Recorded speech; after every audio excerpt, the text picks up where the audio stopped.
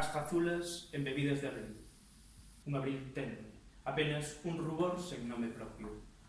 A denominación de todas as rúas nun só corpo a deriva. O puño en alto, na outra man unha cabicha que se consumía no ar. A única muller en anos que pousara man sobre o muro do esteleiro, desta vez para non caer mentres mexaba.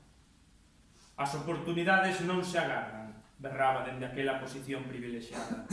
O muro amplificara a súa voz, proxectándoa cara as rúas sempre enfrontadas. Vós sempre estaredes do outro lado.